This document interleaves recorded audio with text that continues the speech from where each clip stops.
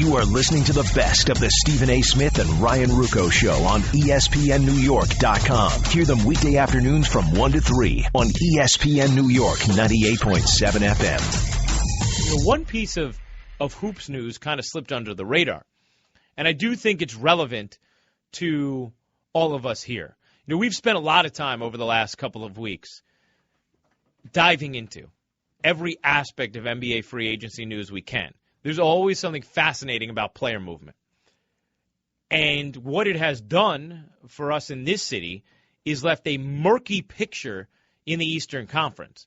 When we think about what's to come this year in the East, we don't know. The last 4 years we've known. It's Miami, and then does anybody have a prayer to knock them off? Well, this year, you'd probably say Cleveland is the favorite because they do have LeBron and they do have talent around him, even if it's not established yet. And they continue to get those former LeBron teammates who can drain threes to put around him in Cleveland, James Jones, Mike Miller. But it's not defined. And yesterday it got even murkier when Lance Stevenson signed with Charlotte. Brooklyn kid, gets the 3 years, $27 million. And what he does is he makes Indiana, I think, a significant step worse. And he makes Charlotte better. They lose Josh McRoberts, but I'll take Lance over McRoberts. Obviously not the same position. Nonetheless, player for player, I'll take Lance. And it's relevant in this town because of where the Knicks and Nets both are. Now, the Charlotte Bobcats are one of the two teams I was taking that was in the postseason last year and placing them out this coming year. There are 8 spots in the NBA playoffs, right? 8. You know Cleveland's going now. So they're taking one of those spots from last year. Who else is leaving if the Knicks are going? Who is the other team that will not be in the postseason? Is it Chicago? I don't think so. They have more horses this year, and they make it when they have nobody on the team. Is it Washington? No, I think they're only getting better. Cleveland's in. I think Indiana takes a significant step back, but they're still a playoff team. I can't see with the defense they play and Frank Vogel gets them to, them not being a playoff team still this year. Miami, I still think, is a playoff team with Dang and Wade and Bosch and McRoberts and Granger. I still think they're one of the 8 seeds. So then you're looking at, okay, where does it come from? Who is the other team that ends up? Atlanta is probably one of the teams that you could say is out. But then again, they did it without Horford last year. And Millsap was injured for a nice chunk. So maybe they're not the definite team that is out this coming season. Toronto, all right. They didn't make any improvements personnel-wise. Even in the draft, they took a project, so you don't expect them to get better personnel-wise. But what about just the fact that they have a young core? You're telling me Terrence Ross can't improve this coming year? You're telling me that DeMar DeRozan can't take a step forward? That guy is oozing out talent. How about Jonas Valanciunas, who looked like he had taken tremendous strides from week to week last year? I think Lowry takes a step back, and he was the engine of the team. But I can't just write off Toronto, say they have no shot. Brooklyn? What about them? Well, Paul Pierce was their second best player last year. He also became the guy who their character was defined by, I thought. Losing him hurts things. But at the same time, you are replacing Sean Livingston with Jarrett Jack. I don't think that's a downgrade necessarily because you're no longer going to play the long ball, Jason Kidd style. You have Bojan Bogdanovic. We got to get the correct pronunciation of his first name. I better get that before play-by-play starts next year. But he is somebody who has been one of the best players in Europe over the last couple of years, who could be potentially very good. And Mirza Teletovic getting starters minutes may actually give you just as much production as you were getting from Pierce. My point being, that is a little bit of a wild card because you are hoping for Brook Lopez and Darren Williams to be healthy off surgery. They're a question mark to make the playoffs. They are no longer a postseason definition. But neither are the New York Knicks. And that's my point. Knicks fans, and they like to get on me because they know I call Nets games, and that's fine because I love the passion of Knicks fans, and I think they're an incredibly rabid and loyal fan base. But Knicks fans are just assuming that they are absolutely, without question, a playoff team. And by the way, I was just calling the Hornets the Bobcats. I'll probably do that a couple times. Thank you, Madison Miller, for reminding me. Actually, when I see Hornets, it takes me a moment to realize what city they're from. I'm thinking, wait, is that New Orleans? Is that Charlotte? Is that a team in Serie A? No, wait, that's the English Premier League. No, that's just the Charlotte Hornets. But here is my point. You are looking at the Knicks, and I hear from Knicks fans, we are going to be a top 5 seed now. Well, you might be. I could see you maybe knocking on the door of 5, but are you certain that you're definitely a playoff team? Knicks fans think it's folly to suggest that they may miss the postseason another year. But where did this team get so much better? Look at their team. Look at their roster. Where did they improve so greatly from last year? Okay, they have Carmelo Anthony back. Well, they had him last year. They won 37 games. Well, they got Jose Calderon. Okay, yeah, he's a significant improvement from Raymond Felton on offense. Not defensively. He's a defensive atrocity as well. I do think he fits good in the triangle. I do think that he is going to be a real force because he is an outstanding three-point shooter. And he takes care of the ball well, but he's not a creator offensively. And I don't think there's a reason he's been on 4 different teams in 5 years, the last 5 years? He's bounced around from Toronto to Detroit to Dallas and now to the Knicks. Great point guards don't get shuffled around like that. So he's not just the magic elixir. J.R. Smith maybe doesn't start as slow. Okay, that's fair. Jason Smith, I like the signing on the mid-level for him. He was having a good year for New Orleans before he got hurt last year. But he is a guy who is not someone you can rely on in the lineup necessarily, and he's not going to shake your franchise. Here's my point. I'm not telling you that the Knicks are definitely not a playoff team. But I am telling you that you have not improved your roster as much as it feels like. Now, you've set yourself up to be an improved roster. You've collected some young assets, a Shane Larkin, a Clay Anthony Early, a couple other second-round picks, Thanasis Adetokounmpo. There's no guarantee he's going to be some proxy of his brother in Milwaukee. He's not going to be anything like that.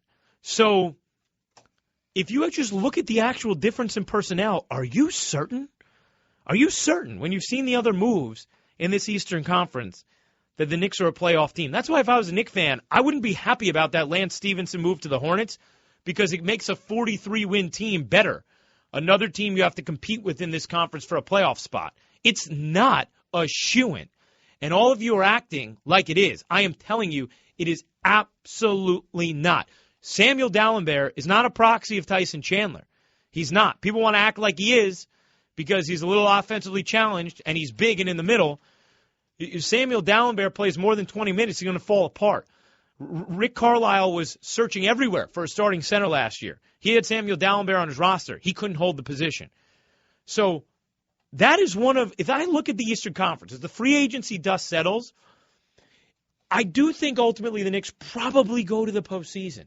But I don't think it's the guarantee that most are acting like it is. And by the way, I'll be fair. I don't think the Nets are a shoo-in to go to the postseason now in the Eastern Conference either. That's part of the intrigue as we start to look at the way this conference is constructed and dream about what it'll be like a few months from now.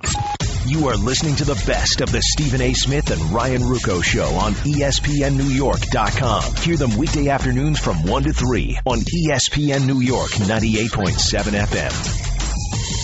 Troy Benjamin from the Yes Network hanging out with me today, one of the more knowledgeable sports fans I know, who's been a producer extraordinaire in this business for a couple of decades now, and also a huge Knicks fan. So I don't think he liked me saying that the Knicks aren't a shoo-in to go to the postseason. By the way, did you read the Bill Simmons article on Carmelo?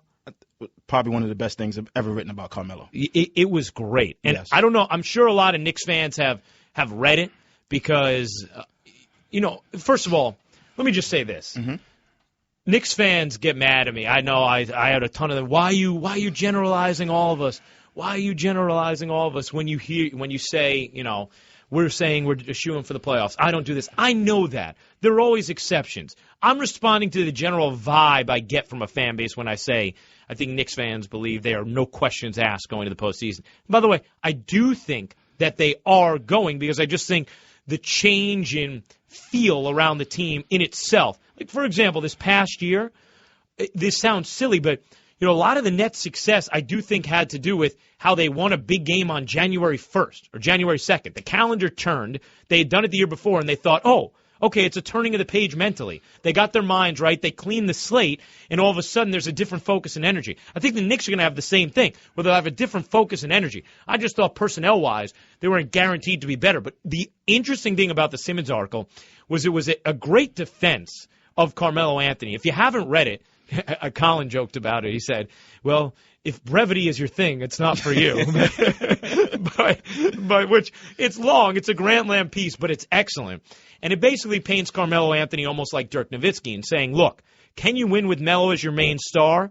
A lot of people say no, but he would say yes. You just have to put the right team around him. But what Simmons laments is Melo being locked into a situation now here where you have to have faith that the Knicks will put the right team around him. I know a lot of people say, hey, you can't win a championship with Melo being your ace. Right. How many guys in the NBA are actually better than Carmelo? I mean, besides, if you look at the article itself, besides LeBron and Durant. Right. Those two are in a separate You put class. Anybody else on the Knicks, you think Carmelo will not defer to basically any other guy in the NBA. Maybe a Chris Paul. You need like a headstrong point guard to play with Carmelo. I think Carmelo, he's basically underrated. Because people say, oh, you can't win a championship because such, he's your Batman. He has to be the Robin. But that article proved with Dirk Nowitzki as the Batman and nice pieces around him, you can win a championship. Now it's up to Phil Jackson now to figure out what kind of player Carmelo is and say, hey, I'm going to get the right center, get the right point guard, get the right team around Carmelo Anthony. Right. But it's so funny you say that because people say you can't win with Carmelo. But if he had went to the Bulls would have been unquestionably the top seed in the East. Yes, exactly. So is Carmelo, is he not any good, or how good is he? Right. If you look at, I thought the great thing about that article, too, was documenting just how few great players Carmelo's actually played with. It's amazing. And that's what Simmons does. He breaks down for you that you're playing, basically, you're playing with no all-stars, essentially, throughout the course of his career. Yep. Really, any Hall of Famer he played with was past their prime. Past their prime. And so, if you think about it, Melo hasn't had that team around him. But what Simmons also lamented, and I think it's totally true, is you'd love to see Melo on a team like Chicago because his ability would be so much more appreciated. The problem would be if the Knicks do never build around him here, did we ever really get the proper appreciation for Carmelo Anthony? Hey, he's only 30. All of a sudden now in this world, 30, you're old now. But he's only 30, and we have 5 years to build a team around him. I believe in Phil. Just watching all the Summer League games, just the way Phil Jackson, he has 13 rings, 11 as a player, 11 as a coach, 2 as a player. Right. He doesn't have 13 rings he does have 13 rings for a reason. Right. I think he knows how to build a team to get the best out of Melo, and we only seen a little snippets of it just now. I like what he's done thus far. To me, he's done well. The only thing well. I'd say, though, is you're also hoping that with that cap space next year, you're going to be able to haul in something significant. And that They have a chance to about $20 to $25 million next year. But it's difficult to do that. Sometimes these assets get traded to a team before they make it to free agency. Some will take the guaranteed dollars before they make it to free agency. Right now, I think Phil is, as we speak, is trying to upgrade the Knicks more. Yeah, for this year. Good, because they have a glutton of 2 guards on the roster spot. Well, see, that's my thing, is people say, well, what about Tim Hardaway Jr.? Can he improve? Well, yeah, he can, but he also is sharing minutes with JR and Shumpert. Exactly. 1-800-919-3776 is the telephone number on the Lexus of Route 10 hotline. Curtis, calling from Nike Town, Portland. Curtis, you're on with Ryan Ruocco. Yes, how you doing, Ryan? How you doing? What's up, Curtis? Say hi to my man Troy as well. Hey, what's going on, Troy? How you doing, man? I'm doing well, Curtis. You? All right, I'm fine, man. Hey, Ryan, I was just calling to say, like, I think the Knicks will make the playoffs this year, and they did get a little bit better, but I'm not going to say they're going to win the East or anything like that. I give them a 7 seed. Yeah, you know what, Curtis? That's fair. That's reasonable. I look at them and I think, all right, they could be. I would put their ceiling at a 5. I would think. Well, you know what? They could win the Atlantic though, so they could be a 4. The Knicks do have talent. Yeah. I mean, they did win 54 games 2 years ago. Right. So to say they're going to win the East is not a stretch. Really? To win the East, though? No, the Atlantic. The Atlantic. To okay. win the Atlantic is not a stretch. It's not a huge. It's not. Well, I don't think it's a stretch when you consider Toronto could take a step backwards and the Nets could take a step backwards. Both of those teams might not even be in the playoffs this year. I agree. Jack and Rockaway. Jack, you're on the Lexus of Route 10 hotline. Well, I just need to touch on three teams. First of all, I'm a lifelong Brooklyn, New Jersey Nets fan, going back around 25 years. They're winning the There's not a lot of those out there. Now, as far as the Knicks, they don't have, besides Carmelo, they don't have a top 15 player in any position. As they did before, at least they had Chandler was a top 15 center. They're going to be worse. And Carmelo, he's played his best 2 years of basketball in his entire league under Mike Woodson. Say what you want about Woodson, but those He's right his about last that. 2 years were his best too. You know, here's improvement. But here's my thing, though. This is one thing I'd say about that. Has he played it because of Mike Woodson, or has he played it in spite of Mike Woodson? He's played it in spite of Mike Woodson. I'll go advanced stats on you again, Troy. Oh, but here's the thing. His usage rate has skyrocketed, yet his efficiency has also grown. That is rare. You know, it is rare for a player to become more efficient as their usage rises, which just speaks to how Melo has developed his game. Look, he's a much better three-point shooter now. Yeah, he has. And possibly that's why he's fallen off in the fourth quarters, because he was a deadly fourth quarter crunch time scorer when he's with Denver. Because they're using him so maybe the way much. Woodson used him, that he didn't have any gas in the tank at the end of game situations. Yeah, I think that could be true. I do agree with what Jack just said, though. They don't have a top 15 player at any position. No, at any other position. Where would they? They don't. Who's the other? Is Jose Calderon a top 15 point guard? He's not. JR? You think there are 15 two guards in the NBA who has more talent than JR Smith? Probably not. That might be the one position. If you look at JR is he's a knucklehead. He's crazy. Right. But as far as pure basketball talent, his skill set, not a lot of guys could do what JR Smith can do on the basketball court. I agree. Like when he's engaged and he plays well, there's nothing he can't do. By the way, you know who reminds me of him who was just drafted? Who we got? James Young. I think James Young has some JR in him. He's drafted by the Celtics. Lefty from Kentucky? Yeah, exactly. I don't think he's as athletic as JR. Maybe not. His throwdown, though, in the championship game? Yeah, he dunked on somebody, but just because you dunk on somebody don't mean you're a big-time athlete. He just caught the right angle. Yeah.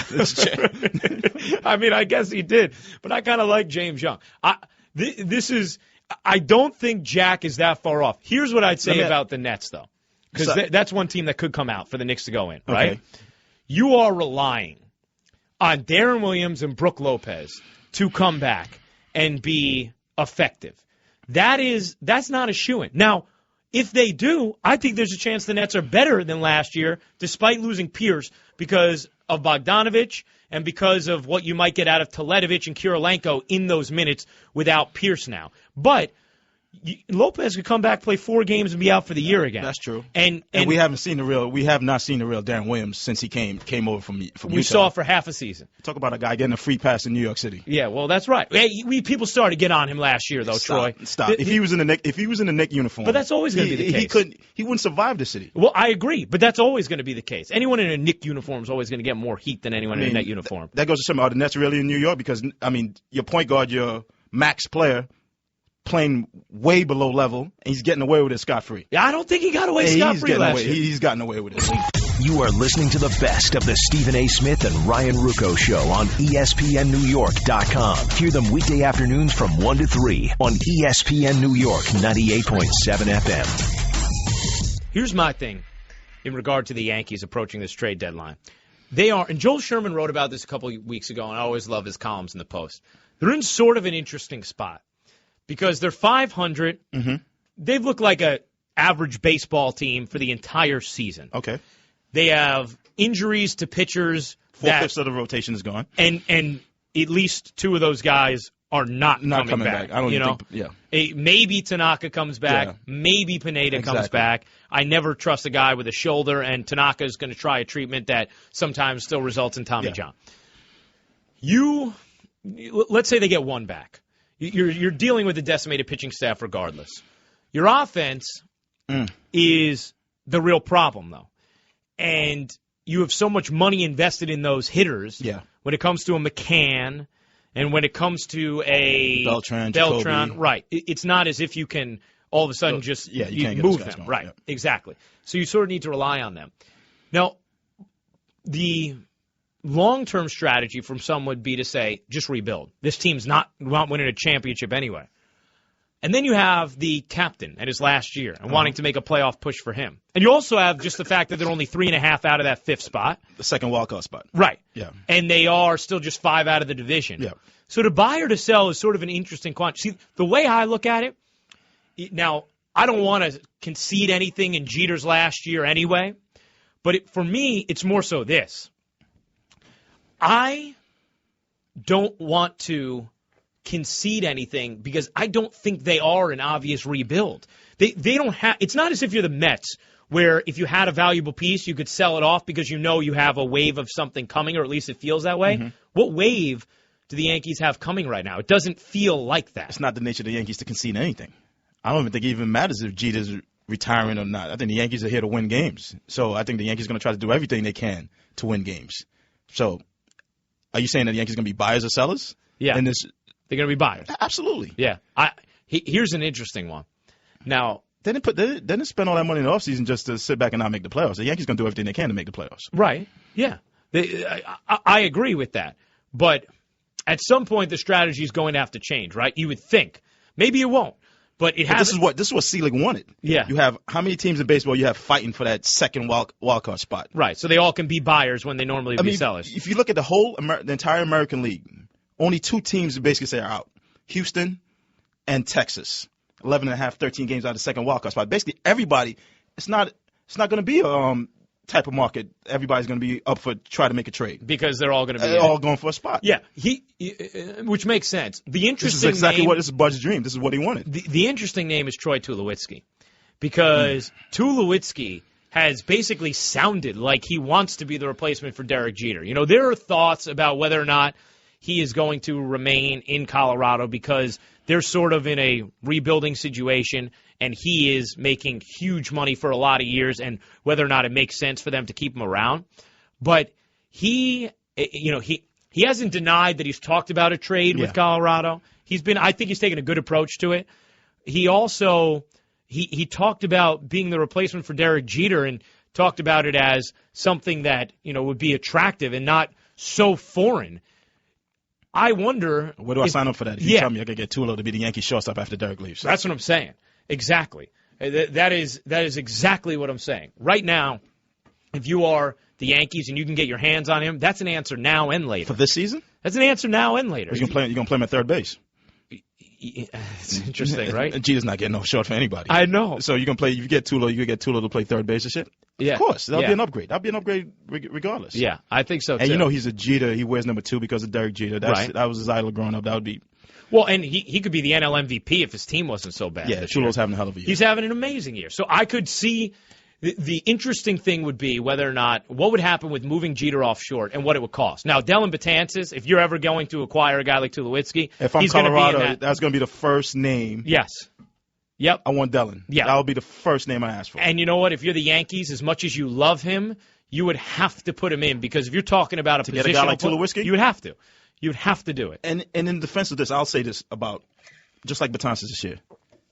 You can always get a bullpen guy. Yeah. It's been proven around baseball that you can always get especially a bullpen. with Girardi. He works those guys good. That's probably Joe's best asset as a manager. Totally He knows how to work the bullpen better than almost anybody. Thanks for listening to the best of the Stephen A. Smith and Ryan Ruocco Show on ESPNNewYork.com. Be sure to listen weekday afternoons from 1 to 3 on ESPN New York 98.7 FM. The next big thing. The next new kid. The next overnight sensation. The next rookie. One to watch. The next Hall of Famer. The next Intimidator. The next 6-time. The next king. Next. Who's next? Let's find out. Names are made here. The NASCAR Nationwide Series at Chicago. Saturday at 8 Eastern on ESPN2. You are listening to the best of the Stephen A. Smith and Ryan Ruocco Show on ESPNNewYork.com. Hear them weekday afternoons from 1 to 3 on ESPN New York 98.7 FM. You know, Buster, Troy Benjamin with me from the Yes Network today. Troy and I were just talking about Troy Tulowitzki. And whether or not he's going to be made available, we know there's been talk. He's actually talked openly about whether or not it might make sense for Colorado to deal him and his contract. Can you see the Yankees making a play for him and making an in-season play for him? Not an in-season play. I think that if they wind up trading him, it'll be during the winter time when they have more teams to talk to, when they have more time to canvass the market and put something together, because that would be a major deal. Now, last Saturday, I asked one official who's in a position where he's going to know if the Rockies have put Tulowitzki out there, and I asked the question, have they told other teams, yes, we are willing to listen, and the firm answer was no. They have not done that. It would be a very complicated trade because, remember, he's owed a lot of money, and $125 million, but because he is who he is, the Rockies want a huge return, and they're not probably going to be that thrilled with eating a lot of that money. And on top of that, his injury history is daunting. So this is not something that's just going to be thrown together in 2 or 3 days. So I would imagine that type of conversation, if it takes place, is going to be deferred. It's pretty clear that the Rockies don't even want to have this because they're sort of under siege with their fans right now, and the idea of selling off Tulowitzki would not leave a good perception in the eyes of their fans. Buster, do the Yankees have the type of assets to bring back a player such as Tulowitzki? Yeah, they actually. I think that we're asking the question these days about David Price. Do the Yankees have what it would take to get David Price? And I think the answer for that is no, because they don't really have this big centerpiece prospect. I think in the Tulowitzki deal, it's going to be as much about volume, about putting together a group of prospects, a quantity deal, as it would be about putting a centerpiece in it. I think there'd be much more suited to landing a Tulowitzki than a David Price. I'm talking with Buster Olney on the Lexus of Route 10 Celebrity Hotline. Buster, obviously the fifth spot, that second wild card, it keeps so many teams in the race when you look at the postseason picture. And the American League East, even though the Orioles have played better, we know that it's still jumbled enough that the Yankees probably feel like they have a crack at that as well. But I'm wondering, do you feel like Derek Jeter's presence and maybe wanting to get him to the postseason will have any influence whatsoever on whether or not the Yankees decide to be buyers or sellers at the deadline? No, none whatsoever. I think that what will always drive them is their desire and the company mantra to try to win, and I think that's always going to be the case as long as Steinbrenner owns the team. I just think that's how they operate. So they may not be able to go out and get someone like a David Price. It might be someone closer to what they got with Brandon McCarthy, but they're going to try. I don't think Derek's situation really has any bearing on it. And I would say this. Let's face it. The Orioles are the clear favorite at this point to win this division. They've suffered the fewest injuries. They're in the best position. They have the best defense. They actually hit with power. But their second-half schedule out of the gate is brutal. And it's going to provide an opportunity for, the Rays, the Yankees, and the other teams in this division. Their first 10 games out of the break are against those three powers in the American League West on the West Coast, and their first 26 games in a row are against teams with records over 500. So the Orioles will be running the gauntlet here over the next 3 weeks, and it'll be really interesting to see if they can respond to that and if the other teams can make up any ground. Buster, I want to ask you a question about Price. When will the Rays say we're out of it, we're definitely going to deal Price this year, and do you think they'll come to that decision? I think they will trade him. I asked a number of executives that question yesterday. What I got back was they think that there's about a week more before the Rays will make a decision one way or the other on whether to trade him before the July 31st deadline. Their feeling is, is that the Rays already are in preparation for the possibility of trading him. And, they're very meticulous. And as I mentioned about the Tulowitzki deal being complicated, you can't do it overnight. They say that if the Rays are going to move Price, they're going to make it known to teams that is probably the direction they're going to go about the 24th or 25th of this month. So another week. And, let's face it. They went into the All-Star break sort of in assess mode on whether or not they were going to keep him, and I think just a little bit more time in that before they move. And by the way, if they move David Price it's very likely they're also going to move Ben Zobrist, who their veteran infielder, who would be someone who would be really valued around baseball. Talking with Buster Olney on the Lexus of Route 10 Celebrity Hotline. Buster, Andrew Marchand, our colleague, wrote a piece today about the Met fan base.